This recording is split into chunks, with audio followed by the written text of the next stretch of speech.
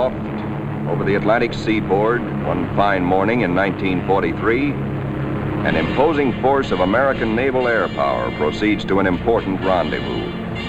This force is the aircraft complement of a new carrier: fighters, dive bombers, torpedo bombers.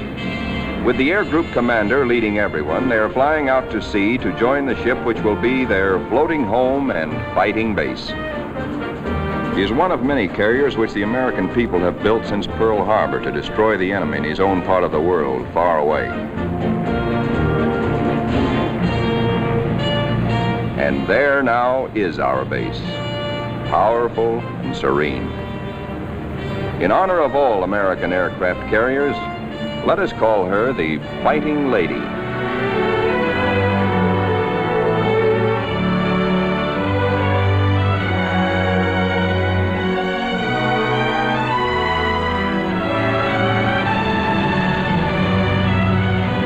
Against a good solid wind with their tail hooks down, our planes come into the broad flight deck of their new home.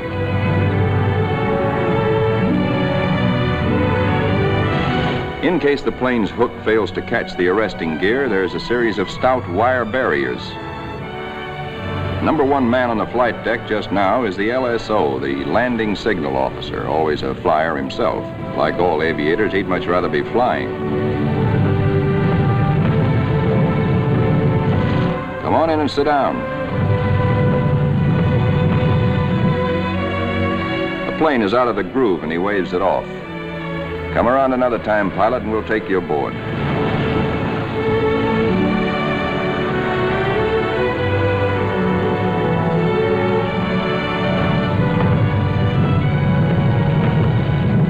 When planes land, they taxi quickly forward out of the way. Later, they'll have to be shifted to the stern and rearranged in proper position for takeoff. This is called respotting the deck. Here is our skipper, Jocko, a veteran Navy flyer, Annapolis, 1917. He is not impressed by our earnest efforts, nor the flight deck control officers. The skipper calls all hands together and gives us a piece of his mind. We'll never be ready for combat unless you flight deck crews learn right now to work as a team. Don't you men realize that before long we'll be in dangerous waters? That's too slow. Bear a hand.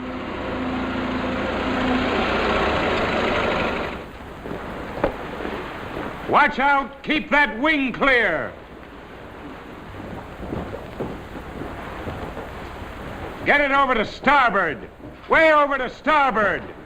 Come on, get the lead out of your pants.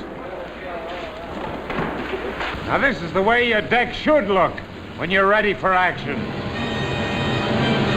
Our ship, our Fighting Lady, is enormous, wonderful, and strange to us. From stem to stern, the entire ship is a honeycomb of watertight and flame-proof compartments. Far below the waterline are engine rooms, fire rooms, fuel tanks, and magazines packed with enough assorted high explosive to blow us all to kingdom come. The hangar deck is like a gigantic tunnel, nearly 2 city blocks long and wide enough to house 4 freight trains abreast.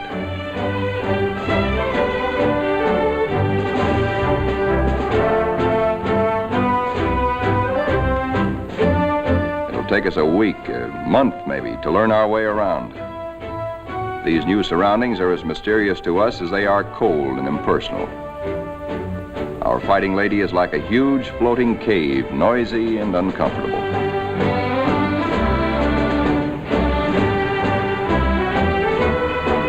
Elevators as big as a tennis court carry us topside to the flight deck. The great superstructure rising amidships is called the island. This is truly the ship's nerve center, its fighting brain. 85% of us who make up the Fighting Lady's family are volunteers in this war and have never been to sea before. We learned our jobs theoretically in intensive training ashore. A very short while ago, we were high school boys and college kids, or bank clerks, or farm hands, or factory workers. Now we are blue jackets and Marines, all members of a naval combat team nearly 3,000 strong. In our multitude of new tasks and duties as a team, we're very green, but curiosity and comradeship and the instinct of self-preservation are great teachers.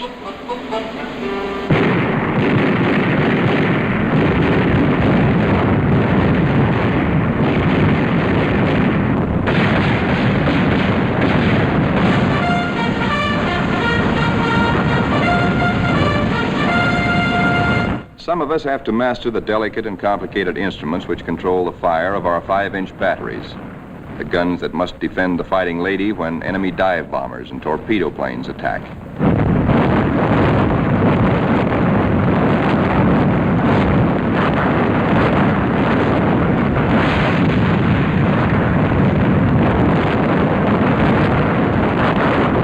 We train and train to learn our stuff and earn our E for efficiency.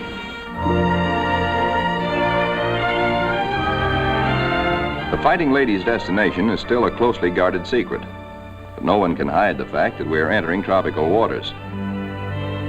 Our ship seems more friendly and comfortable now, and we greenhorns feel that a suntan will at least make us look like fighting sailors. Even our mascot, Scrappy, has been at sea longer than most of us.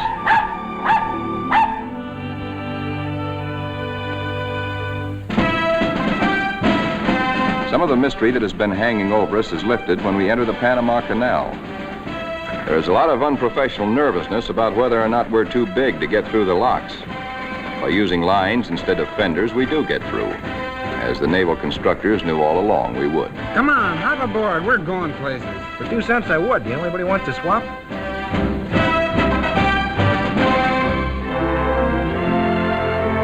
Now we stand out into the Pacific, and life aboard settles down into monotony. Here are our aircraft pilots, officers all. Ship's company call them the Glamour Boys. They are the men who fly and fight our planes. All the efforts of all the rest of us are concentrated on putting these people into the air and getting them back again. Most of us are hiding a certain amount of nervousness and anxiety, for many of us are Johnny-come-latelys, reserve officers who only recently learned to fly at Corpus Christi and Jacksonville. Others among us are specialists who trained at Quonset Point, Rhode Island. Reserves are called by the regulars, in a friendly way, 90-day wonders. In return, the Annapolis regulars are called the Trade School Boys. But whether Quonset or Annapolis, all are bound together in the fraternity, the close fellowship of Navy men.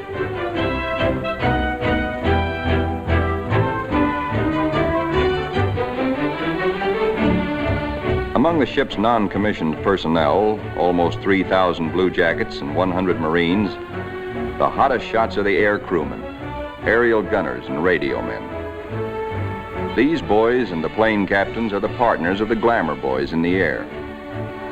By non-flying Blue Jackets, they are called Zoom Pigeons or Airedales. And because they receive 50% extra pay for flying, they are sometimes referred to as the Bankroll Boys.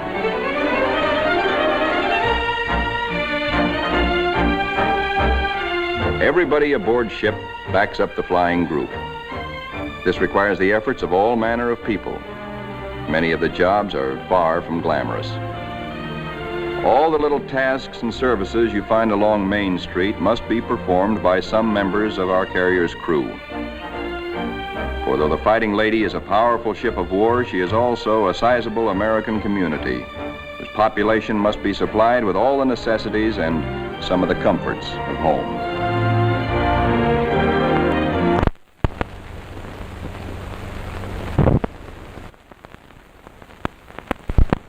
Doc Sorensen, the pharmacist's mate, is just like a village druggist. And next door is our hospital called Sick Bay. It has only a few patients now, but soon it is to be filled with our wounded. Men like these who perform the humble jobs that make life aboard a fighting carrier more bearable, the barbers and the cobblers, are seldom mentioned in communiques. They all have a place in our fighting team. Weeks pass. Now we are far out into the Pacific, which is a very considerable body of water. Monotony shuts down on us between our duties. Guessing where we're bound is still our chief pastime. Will we put into Pearl? Are we going to Iron Bottom Bay? Or maybe even to the Aleutians? All such gossip and rumor are called scuttlebutt or drinking fountain conversation.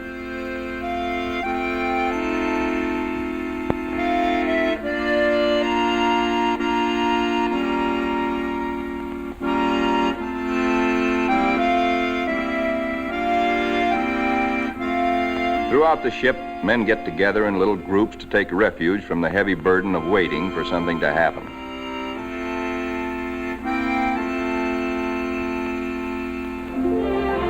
And then one day, out of nowhere, comes a fast fleet tanker, and we're refueled at sea.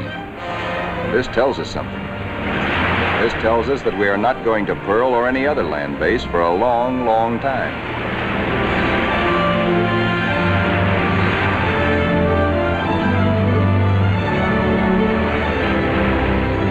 Besides our skipper, we have an admiral aboard, a sea dog who's been a naval flyer for nearly 20 years.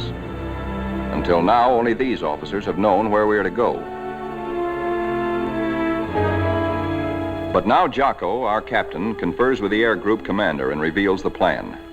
The Fighting Lady has been ordered to make a strike. She will pass through waters where no carrier task force has ventured since the bloody Battle of Midway. Remember, this is 1943, long before we took the Marshall Islands. Weather studies are made, and though this is a daily routine, somehow the whole ship senses that something is about to happen. Even before the news is broadcast to all of us, there's a new tension and atmosphere of expectancy. And then we are told we have traveled more than 7,000 miles from Panama, so that tomorrow, August 30th, 1943, we can strike the Jap base at Marcus Island, deep within the enemy's ring of defenses. The evening before our first strike, the air group commander briefs all his pilots with maps and a model of our target. We are sticking out our necks to within 1,000 miles of Tokyo to divert the Japs' attention from other American activities far south and east of Marcus. Those of us who have never before been in battle, that's most of us, ask a lot of questions of those who have seen action. Rear seat gunners. Don't break off until you're practically on the same course and right astern of the enemy. Then push over fast. Outwardly, we try to seem composed and cheerful, but a lot's going on inside our minds. We question our most inner selves. What'll it be like? How'll we take it?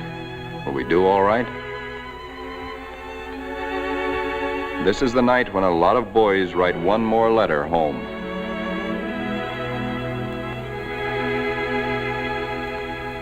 Among those playing acey-deucey in the wardroom is a chubby 23-year-old from Eureka Springs, Arkansas, Lieutenant E.T. Stover, nicknamed Smokey. That's he sitting on the far right. Having flown 50 missions at Guadalcanal, Smokey has been ordered to take a rest. He'd much rather be flying. Before dark on the eve of battle, our planes are loaded with bombs and gas. So that each plane will be in its precise position for a speedy takeoff, we spot and respot our deck.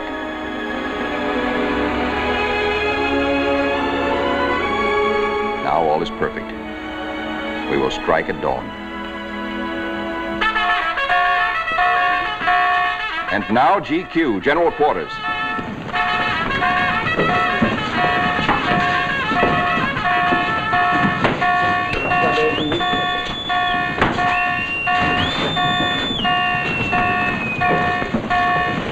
Every man on the ship goes to his battle station, his special place on the fighting team. George, the barber, will pass ammunition. Leo, the baker, will be a sky lookout. Frank, the tailor, is assigned to a first aid station. Pilots are in their ready rooms. Each squadron, fighter, bomber, torpedo bomber, assemble separately. Flyers get into their flight gear and receive last-minute data and instructions.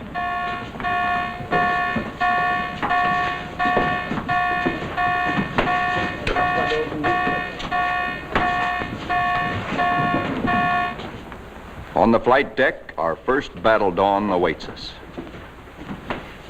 Our whole ship is on hair trigger.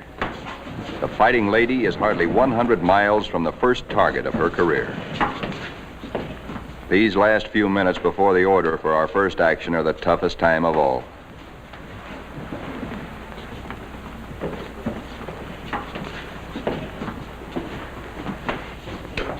A wise man once said, war is mostly waiting.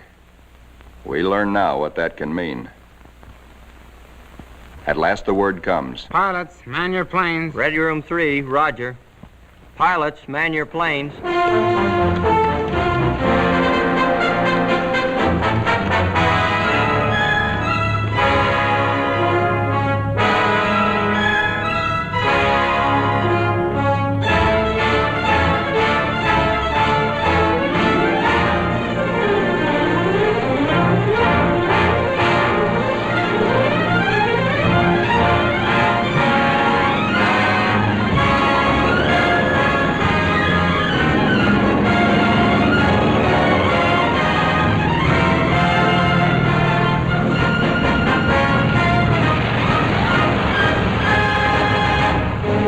The fighters take off first to form cover aloft for the other squadrons.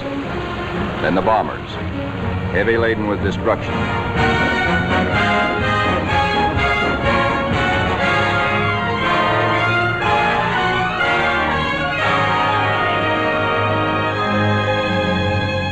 The sun has risen now, and our escorts are alert for enemy submarines. But the Fighting Lady steams boldly toward our target to lessen the distance for our planes when they return.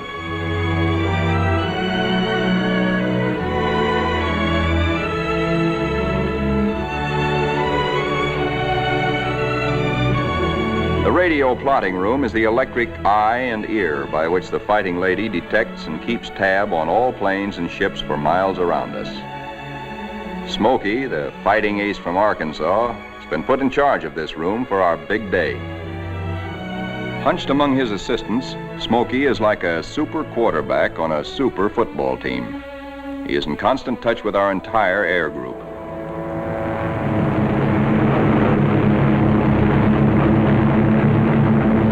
As our first fighters race in toward Marcus Island, they stay low, hoping to escape detection by the enemy's radar. Then they climb suddenly and dive, a surprise strafing attack on the enemy's airstrips.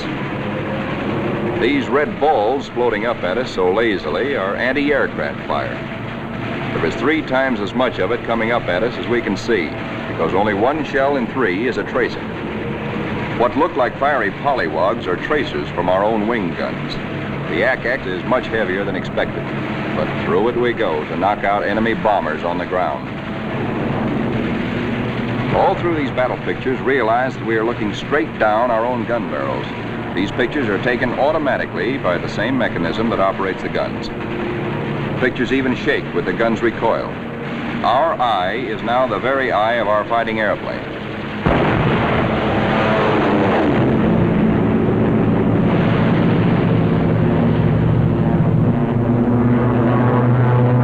The enemy's picket boats and supply ships offshore are thoroughly strafed. No longer will these craft bring rice and sake and munitions to Marcus.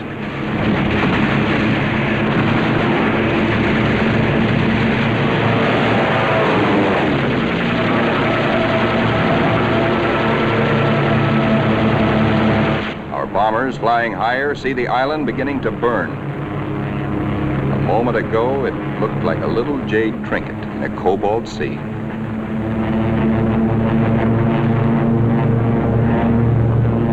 As the fighters and bombers swing victoriously away from Marcus Island, towering columns of smoke show the thorough job our boys have done.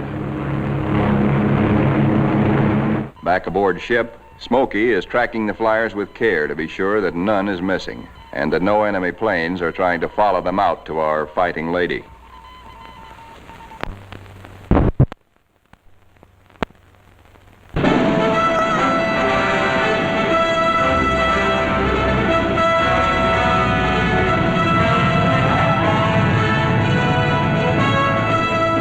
As our planes come aboard, there begins an operation almost as exciting as the attack itself. A ballet after battle, with the plane directors as dancing masters. The whirling propellers fill this scene with danger, but now our crews are trained and adept.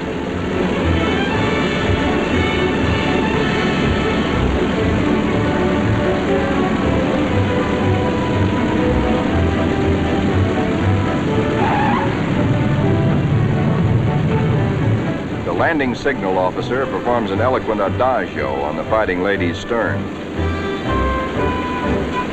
A warning to the rest of the cast to stay off stage until a limping member can be led out of the way.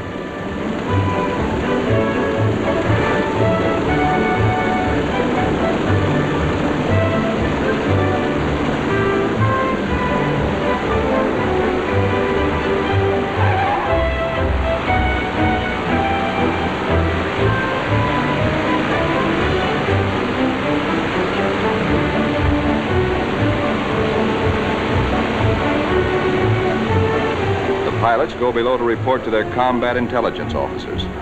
They have hot news, good news. They tell what they saw and did, how many rounds of ammunition they fired, how many bombs they dropped, what they hit, what they noticed at the target that was new and different or that may need hitting again. As the reports are added up and our combat photographers develop their pictures, the story becomes better and better. Every single Jap bomber on Marcus has been destroyed. 80% of the shore installations blasted or set afire. Hangars, radio stations, gas dumps, ammunition dumps. Marcus is now a lovely mess. In the radio plot, Smokey's worried. There are planes still up there, and he's wondering about them. They are ours, though, delayed by battle damage. Landing a shot-up plane on the carrier is a crucial test of how well-trained, how alert and steady a naval flyer is.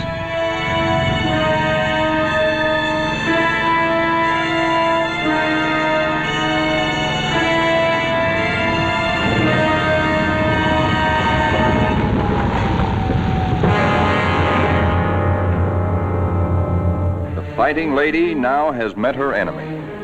In the wardroom, the pilots who this morning felt new and nervous now talk like veterans. We have been baptized by fire and have survived nicely. We of the Fighting Lady are growing up.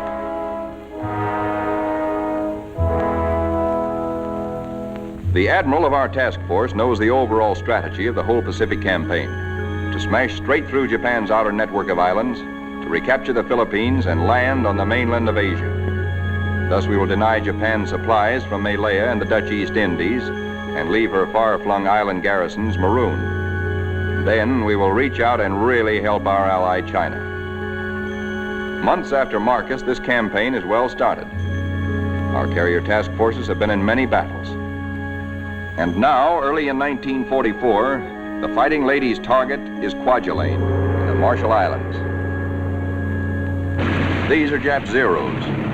Fighter screen being pierced by our planes and planes from 8 other carriers, preparatory to strafing Kwajalein and bombing it apart. Our fighter pilots have improved with practice, with the confidence that comes from experience. They estimate their range by watching their tracers. They hold their fire until their wing gun bullets converge at 300 yards. Shoot in bursts instead of in steady streams, which heat up the guns and spend ammunition.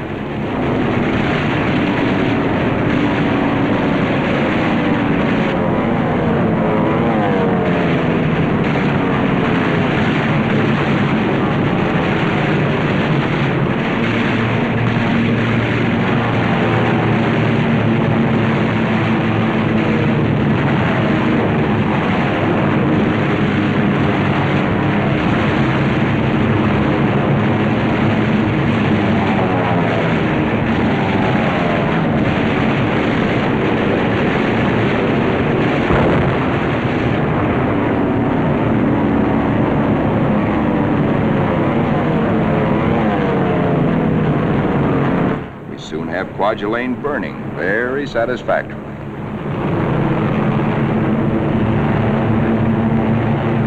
After our bombing attacks and heavy shelling by our surface ships, assault craft filled with Marines and Army hit the beaches. And very soon after that, Kwajalein is ours.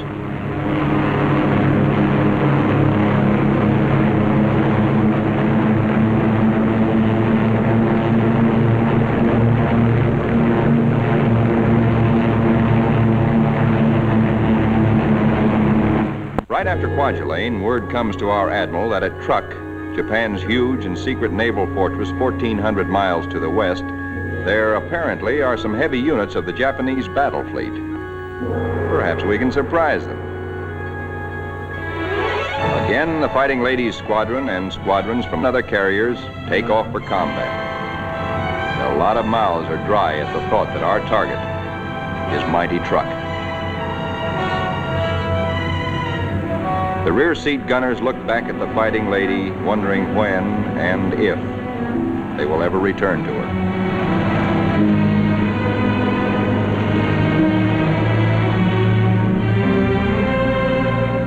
All that we know about truck, we know from a few photographs taken by some nervy Marines on reconnaissance just 18 days ago.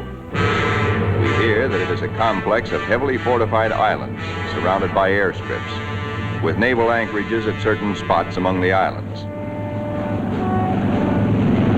For the next 2 days, more than 1,000 of our carrier-based planes are going to sweep in on truck in relays. The planes appear to float gently off our bow. Actually, their airspeed is a good 70 knots. Diving in on truck, we again turn on our guns and their synchronized cameras. Truck's defenders are aloft and we smack them hard.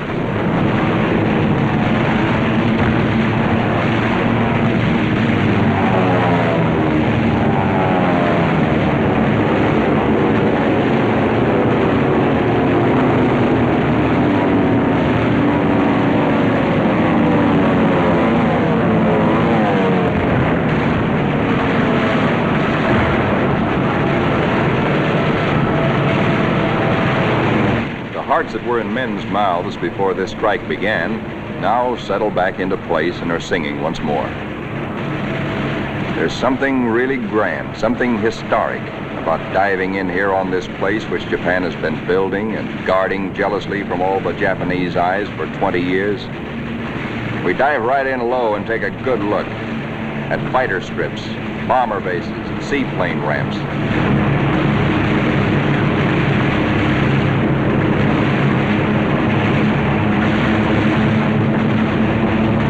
In an almost vertical dive, the pilot may black out or go blind for a moment when he pulls up and out at the bottom. But the camera won't black out. It cannot see the landing of our own bomb, for we'll be up and away before that reaches the target. But it records the hits of other planes ahead of us.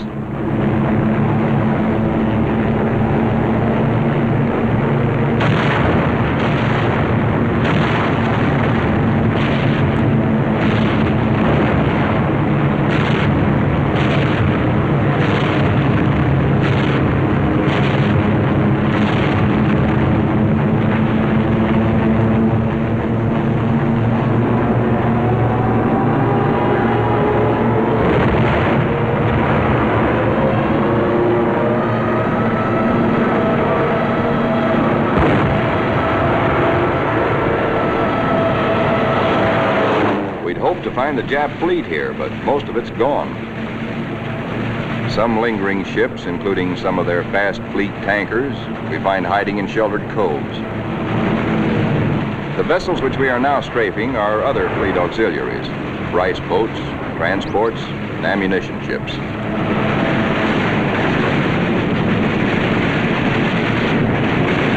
With bursts of 50 caliber incendiaries and armor-piercing slugs, we set them on fire, rip them open, often wide enough to sink.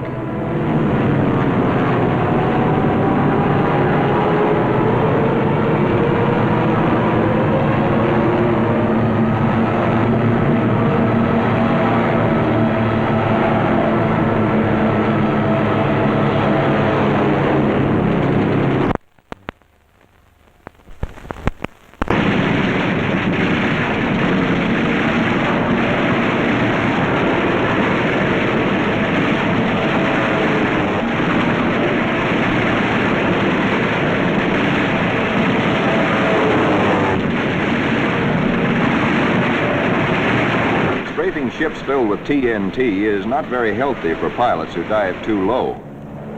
But it's hard to tell who's carrying what until the big bang comes.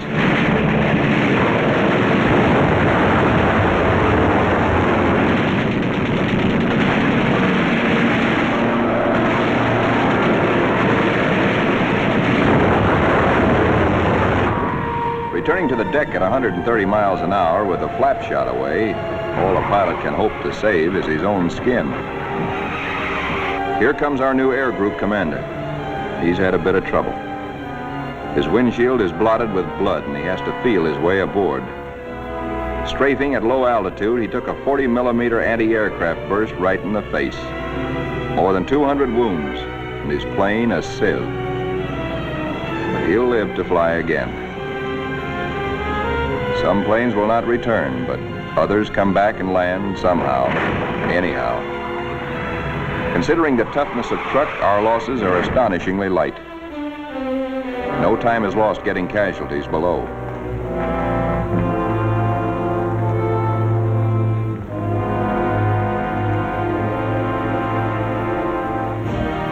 It's a long way from truck to our secret rendezvous in the Marshall Islands. Someday it can be told just where this is. Actually, it is a magnificent new fleet anchorage, an advanced naval base, which we have taken from the Japs and made secure. Now, for the first time, we, who have been operating as separate, relatively small task forces, see assembled the enormous mass of naval power. Over 1 million tons of American fighting steel. New carriers, new battleships, new cruisers and fleet auxiliaries in an amount which Japan could never conceive, let alone produce.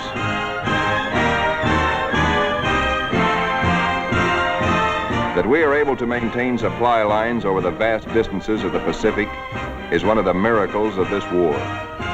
In the comforting presence of so much power, we relax and refresh our battle-strained nerves. Push my head under. Hey, Benny, when you gonna die? Who taught you to swim? Hey! Little shark. Little shark, Benny. Boy. Our ship's post office now does really big business. Letters for us at last from home. Letters from us to friends and families. Our censors know our collective mood, our central hopes and thoughts. The stuff is really getting out here now.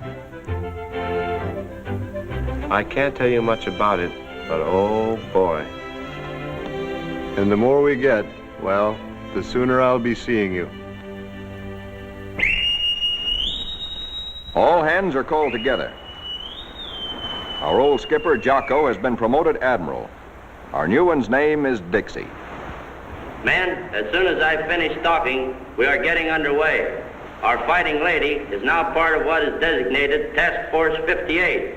As you know, our final destination is a place called Tokyo. We'll have to fight hard to get there, but when we drop our hook at Yokohama, I'm going to throw a party. All hands are cordially invited.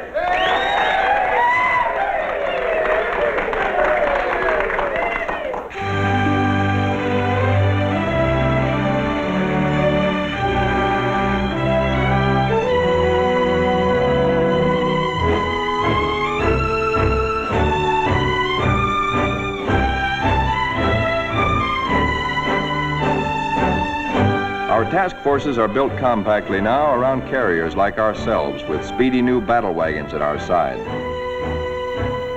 A carrier skipper never leaves the bridge at sea because carriers and their planes are the first to strike the enemy or to be struck by him. Our aircraft pilots are constantly on call, for despite the massive power spread out around us, these are still dangerous waters. Our pilots know this all too well, but it doesn't worry them now, for they're seasoned. They know how.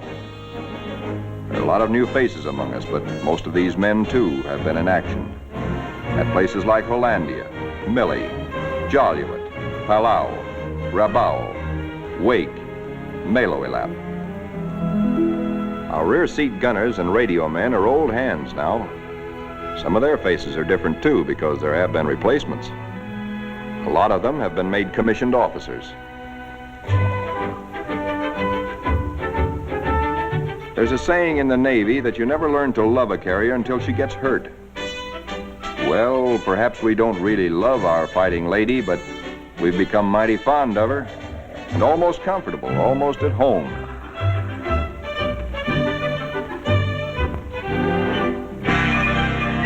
Occasionally, our shipboard movies bring us that one thing we crave the most, one touch of something utterly American, one deep breath of home.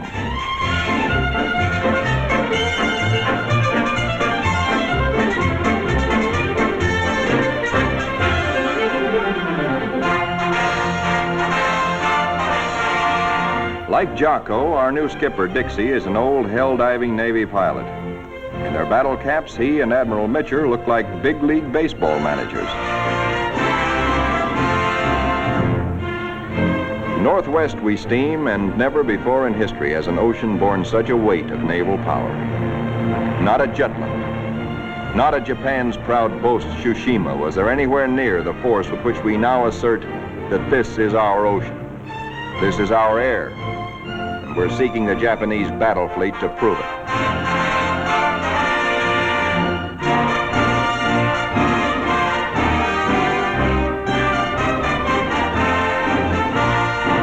With our cruisers and our biggest new battle wagons present, we are strong enough to hope, really to hope, that we may provoke the Japanese fleet into accepting a fight.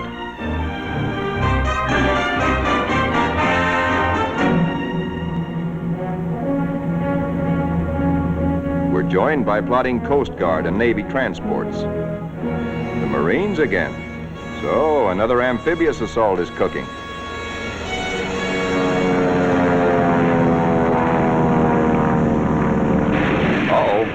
Our patrols have spotted an enemy search plane and are after her.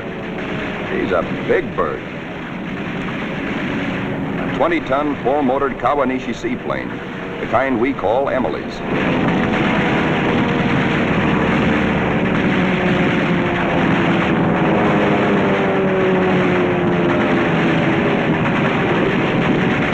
Miss Emily's a tough old girl. Right now, she's screaming for help and telling Tokyo by radio where we are. Hellcats are closing in on her.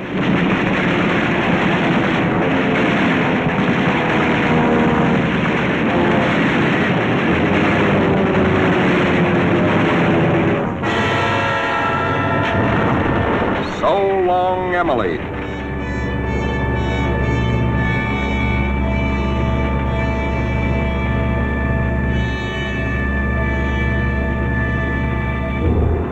Now that the enemy knows where we are, and we know he knows, our brass hats get together on final arrangements for what may turn into another Midway. Our objective, first of many in our drive through to the Philippines and China, will be the Marianas.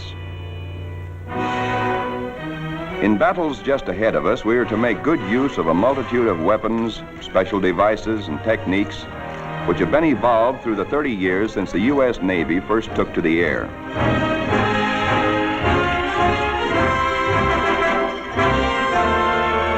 Not only did our naval flyers create the aircraft carrier itself, but it was they who devised the torpedo plane and invented and perfected dive bombing.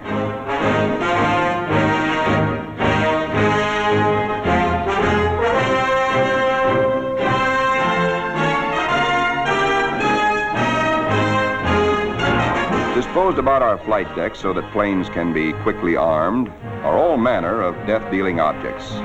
500, 1,000, and 2,000-pound bombs. We have torpedoes and incendiaries, and the kind of anti-personnel bombs we call daisy cutters.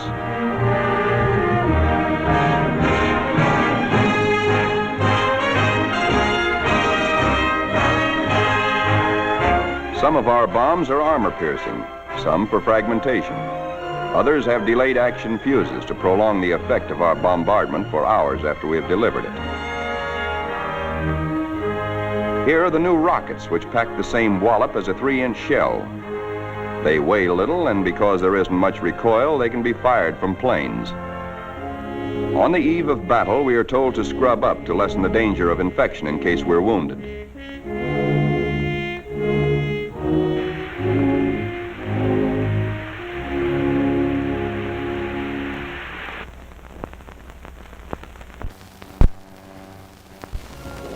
As well as our bodies, most of us prepare our souls.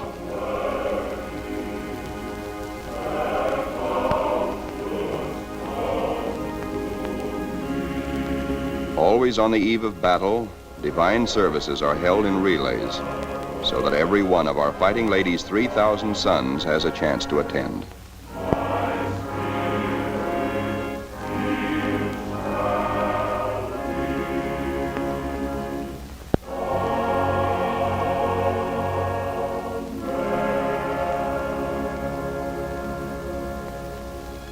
As the eve before battle lengthens, there is the usual waiting.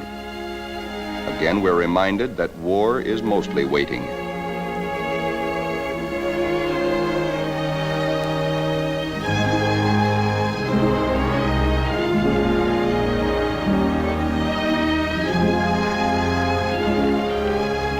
Because all cooks and bakers must soon be at their battle stations, they work all night long preparing a hearty meal of steak and eggs for our 3 a.m. battle breakfast.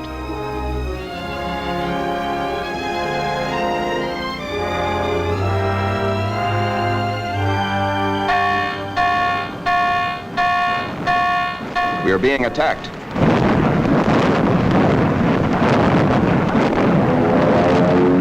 We are being attacked by Japanese torpedo planes skimming in after us, wing to water.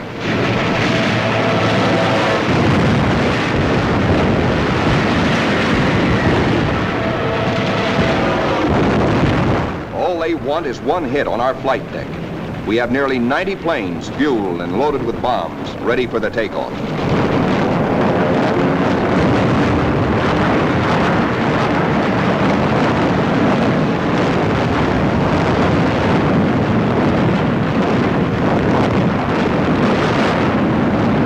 Each patch of flame is a burning Jap.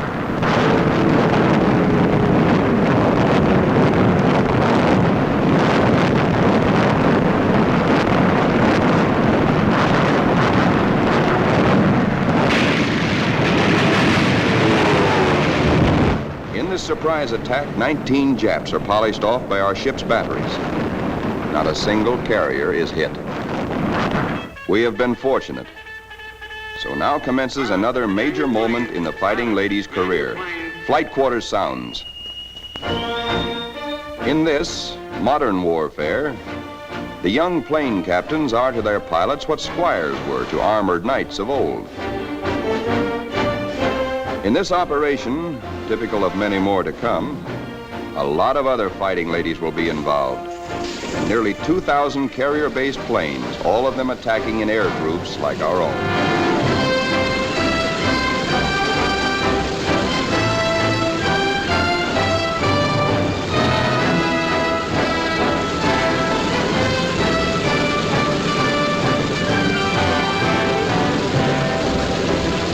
From now on, we tighten our belts and steady our hands as our Navy makes progressively bigger attacks nearer and nearer the heart of Japan.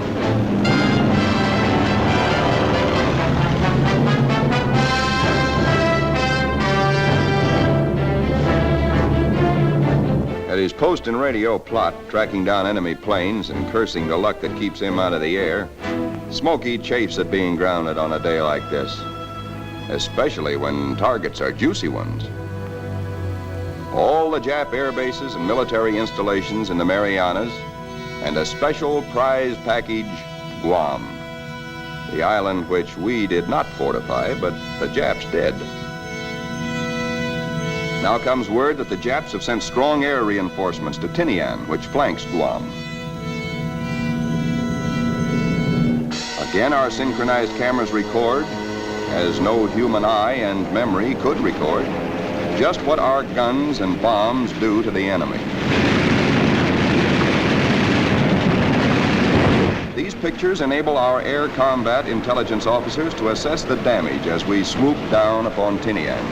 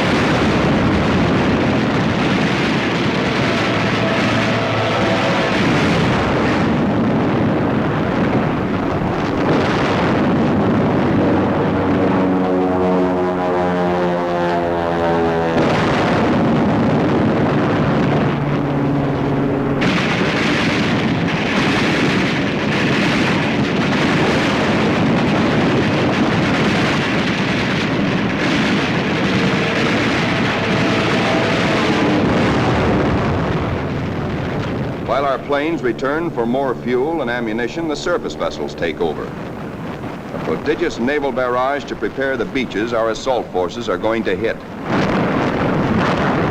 Not only our newest, but some of our oldest and proudest battleships are here. The Colorado, the Tennessee, and the USS Pennsylvania, flagship of World War I.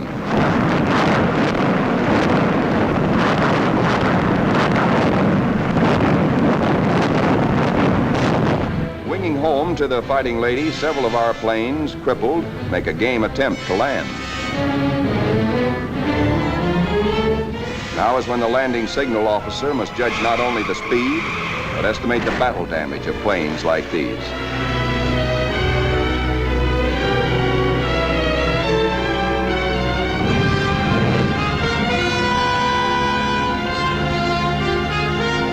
And flight deck emergency crews, firefighters, rescue details, and medical corpsmen exhibit almost incredible courage.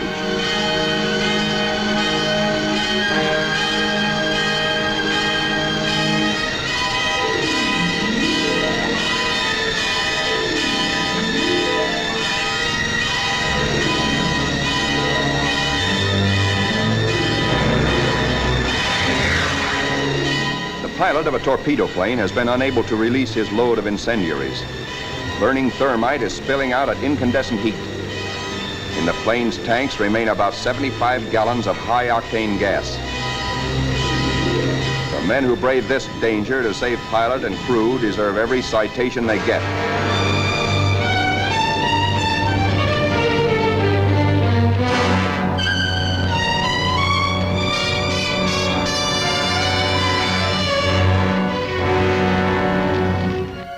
In the ready rooms, intelligence officers question battle-weary pilots.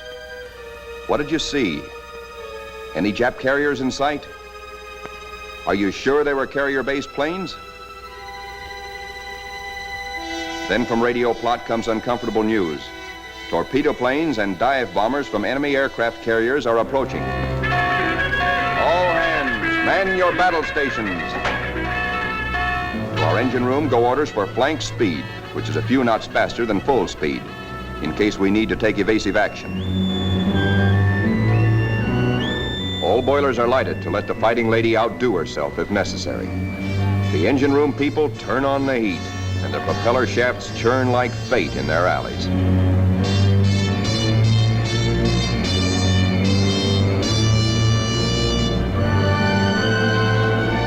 The Fighting Lady leaps through the sea on her guard.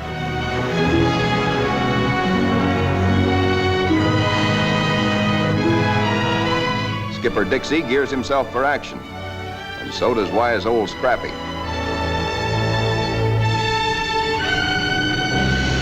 And now, here they come.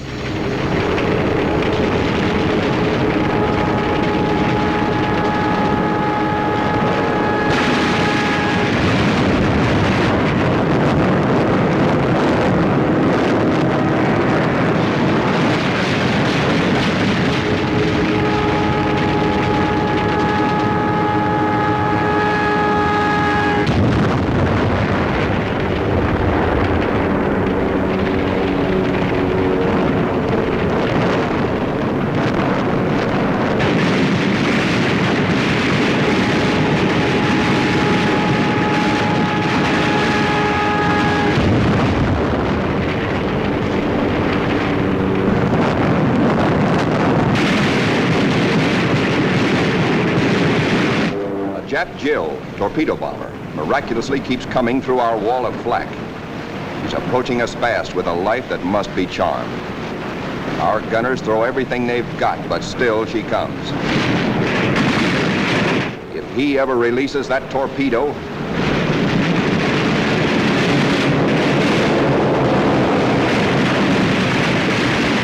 she missed us.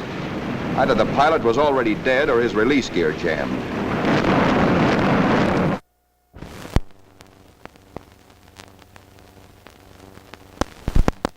When Smokey, the pride of Arkansas, hears about that one, he almost takes off. Now our reconnaissance has spotted the Japanese task forces. This is the moment we've been fighting and praying for. Every plane that can fly and every qualified pilot is ordered into the air. At last, Smokey gets his chance to fly again. Pilots, man your planes. Pilots, man your planes.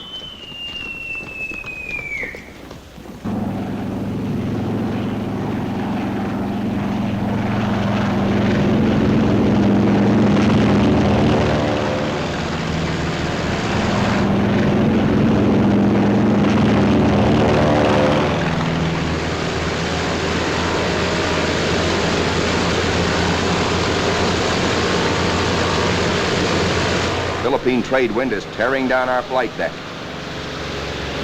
Our planes strain forward to rise into it. Our entire air group thunders out behind the group commander. Now our fighters run into a smoke Jap fighters, mostly Zeros, sent up to intercept our attack on the Japanese fleet. A mad aerial scramble begins, which the boys to this day still call the Marianas Turkey Shoot. 369 Jap planes are shot down in this single day, to our loss of 22.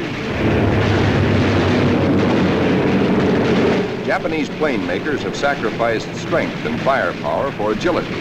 Their planes disintegrate quickly when you hit them. They have no armor plate, as ours have, nor are their gas tanks self-sealing.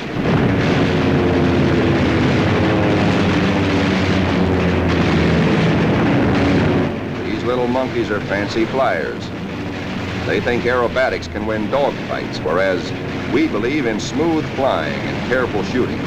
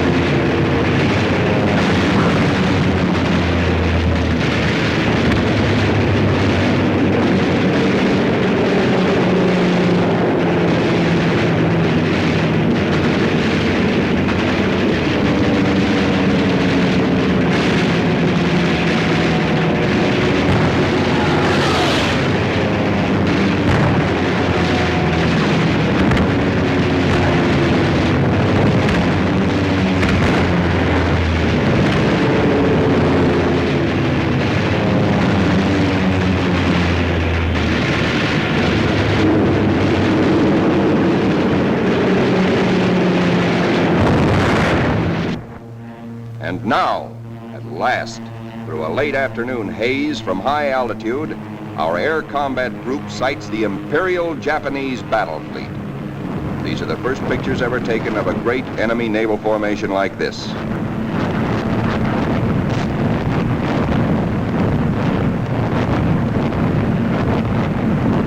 There it is, that Imperial fleet, crawling around below us in violent evasive action. Us looking down on them in the seas they think they own. Some of these Japanese ships are scampering away at better than 40 knots. When you bore straight down on them, they twist, squirm.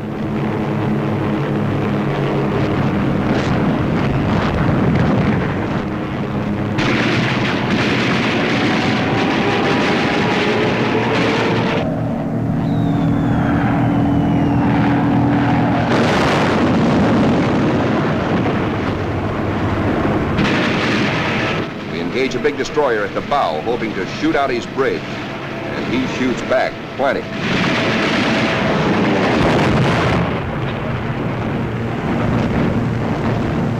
Let's go down after that cruiser. He answers us emphatically from the forward turret.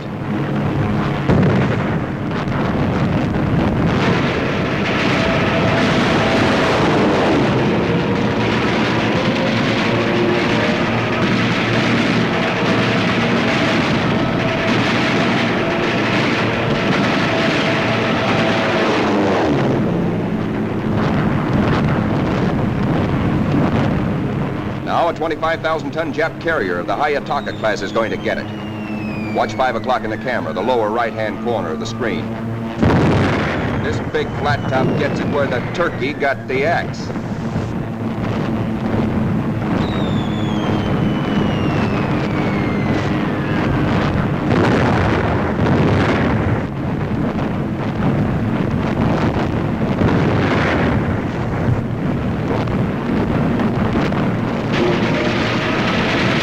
When you touch off some of these babies, just watch this one. And now we come home from the Battle of the Philippine Sea. 17 Jap warships have been sunk or severely damaged. Several of our returning planes have been badly shot up. A dive bomber comes in out of gas. He pulls off to starboard but noses over because his wheels are down.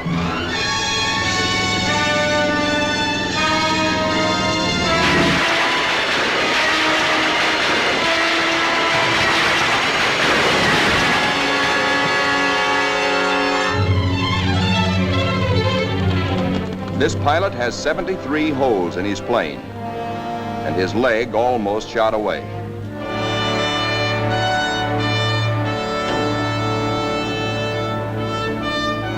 To clear the deck for other planes, number 30, badly damaged, is jettisoned, given the deep 6.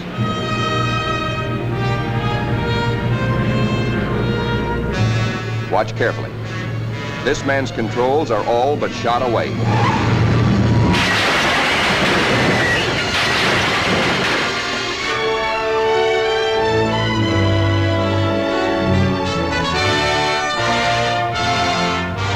Steps out of it, smiling. And now it is time to paint up the scores. On this fine morning, just a year after being commissioned, the Fighting Lady is beginning to look like a stamp album. She has done her share, amassing Task Force 58's grand total of 757 Jap aircraft destroyed in a 2-week turkey shoot.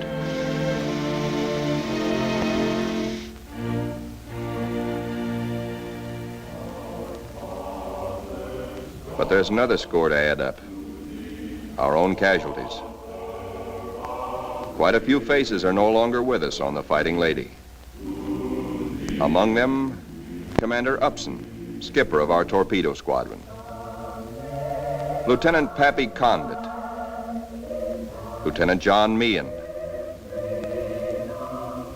And that fightingest gentleman, Lieutenant Smokey Stover. Yes, Smokey's missing too.